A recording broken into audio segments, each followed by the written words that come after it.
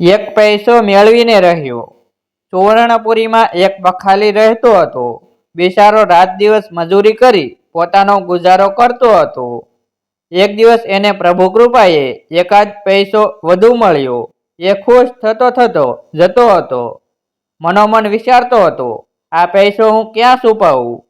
અચાનક એની નજર નગરીના કિલ્લાની દિવાલ પર પડી। તે દિવાલ પાસે પહોંચ્યો। દિવાલ ઈંટોથી સણેલી હતી। એણે જોયું દિવાલની એક ઈંટ સહેજ ઢીલી હતી। જમીનથી ગણી તો એ 11મી ઈંટ હતી। પખાલીએ એ ઈંટ સાચવીને કાઢી અને જગ્યામાં પૈસો મૂકી દઈ ફરી ગોઠવી દીધી। કેટલાક સમય પછી પખાલીએ એક છોકરી સાથે લગ્ન કર્યું। એક દિવસની વાત છે। સુવર્ણપુરીમાં મેળો ભરાયો હતો। પખાલીની પત્નીએ કહ્યું, કેવો મજાનો મેળો જામ્યો છે। આપણે પણ મેળામાં મોજ મસ્તી કરત, પણ પૈસા વિના કેવી રીતે જઈએ? પખાલી બોલ્યો, મારી પાસે એક પૈસો છે, હું હમણાં જ જઈને લઈ આવું છું। પત્ની બોલી, તો જાઓ, પણ જલ્દી આવજો લઈને। ભારે ગરમી હતી। એ દોડતો જઈ રહ્યો હતો। બનવાકાળને એ સમયે રાજા ઝરૂખામાં ઊભો જોઈ રહ્યો હતો। રાજાને થયું, આ પખાલી આટલી ગરમીમાં ઉઘાડે પગે ખુશ થતો ક્યાં જાય છે? રાજાએ સૈનિકને પખાલીને પકડી લાવવા હુકમ કર્યો। સૈનિકો દોડ્યા। ચાલ, રાજાજી તને બોલાવે છે। પખાલીને દોડતો અટકાવી પકડી રાજા પાસે હાજર કર્યો। રાજાએ પખાલીને કહ્યું, આટલી ગરમીમાં ઉઘાડે પગે તું ક્યાં જતો હતો? પગે દાઝતું નથી? મને મારી ઈચ્છા જલાવે છે, ગરમી નહીં।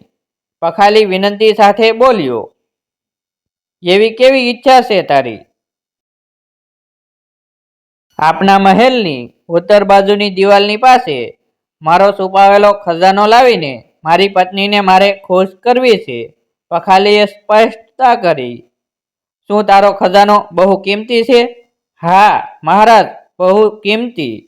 પૂરો એક પૈસો? એક પૈસો? રાજાનું મોં આશ્ચર્યથી ખુલ્લું રહી ગયું। હા મહારાજ, એક પૈસો। એનાથી કંઈક ચીજો ખરીદી મારી પત્નીને ખુશ કરી શકીશ। ઓહ, રાજાએ લાંબો શ્વાસ લઈ કહ્યું, હું તને એક પૈસો આપું છું। ઉતરી દિવાલ સુધી પગે બળતા તારે જવાની જરૂર નહીં પડે, કહી એક પૈસો આપતા કહ્યું, જા હવે ઘેર પાછો। આપ આપો છો સારી વાત છે, પણ હું મારો પૈસો તો લાવીશ જ। પખાલી પૈસો હાથમાં રાખી બોલ્યો, તું ત્યાં ન જા। હું તને 2 પૈસા આપું તોય હું ત્યાં જઈશ। રાજા તો વિચારમાં પડી ગયો। રાજા પૈસાની સંખ્યા વધારતા ગયા। 2 થી 4, 4 થી 12, 12 થી 200, 200 થી 1000, લાખ સુધી આંકડો પહોંચાડ્યો।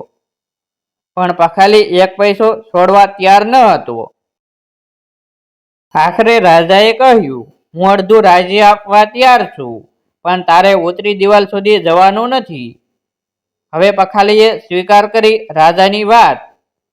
તો હવે રાજા, બોલ કયો ભાગ તારે જોઈએ છે? રાજાએ પખાલીને પૂછ્યું। પખાલીએ તુરત જ કહી દીધું, મહારાજ, હું રાજ્યનો ઉત્તર તરફનો ભાગ લઈશ। આખરે રાજાએ હાર સ્વીકારી। આમ પખાલી અડધા રાજ્ય સાથે ઉત્તર વિભાગની દિવાલમાં છુપાવેલો એક પૈસો મેળવવામાં સફળ થયો। બોધ: પરિશ્રમથી કમાયેલી મૂડીની કિંમત પરિશ્રમ કરનારો જ સમજે છે।